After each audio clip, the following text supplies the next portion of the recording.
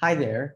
I'm Akarsh and this is Kevin Frans, and our project was human-like open-ended design via foundation models. We created a program that continuously and endlessly creates human interpretable pixel art in Minecraft. From the image at the origin, we spread outwards in a circle with novel and unique examples of pixel art that a human could look through for a very long time. Currently, one of the main problems in open-ended systems is not necessarily maintaining novelty, but maintaining novelty in a way that a human would find interesting. In fact, simply generating random images may be considered an open-ended process when using pixel-wise distance as a novelty metric. However, to humans, all of these images look the same, and thus, this is not an interesting form of novelty or open-endedness.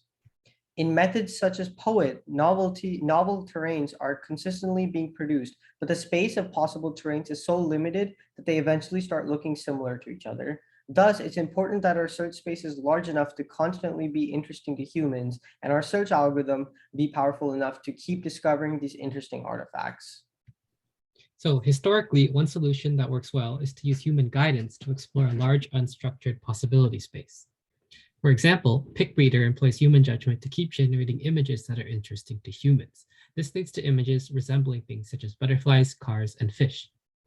However, having a human in the loop can be expensive and time-consuming. Instead, what if we try to approximate human guidance using a pre-trained foundation model?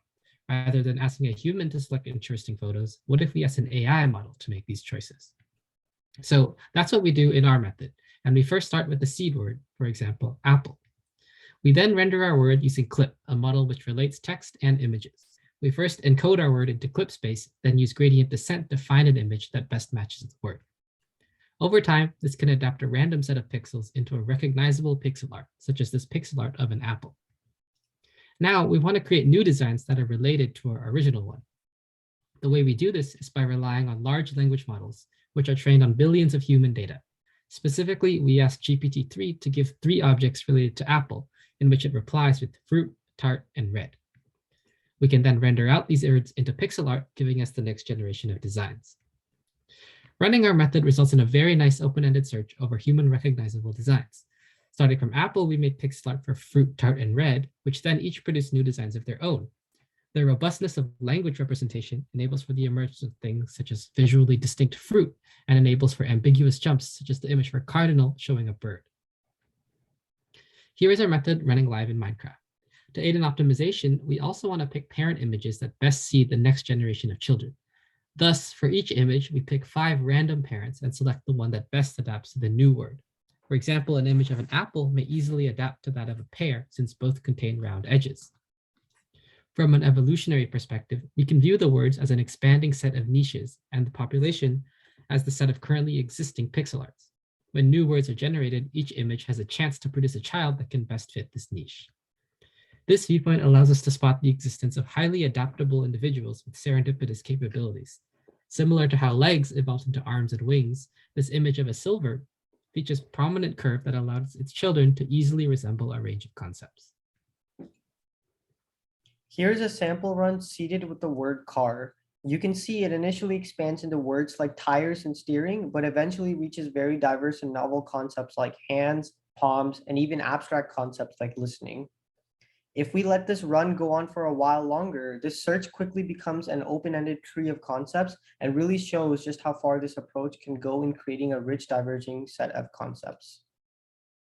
We wanted to quantify just how divergent our GPT clip-based open-ended search really is. In the top graph, we define novelty as a new concept as the clip distance to the closest concept in the population.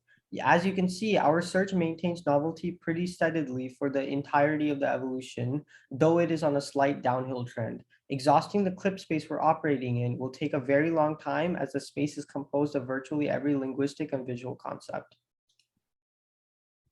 In conclusion, we believe that this project is a first step in uniting the divergent nature of open-endedness with the expressiveness of large pre-trained foundation models. These models allow us to run open-ended search in a way that humans can understand by injecting priors into each generated design. We hope that future work will continue down this path and create systems that will never lose the interest of their human observers.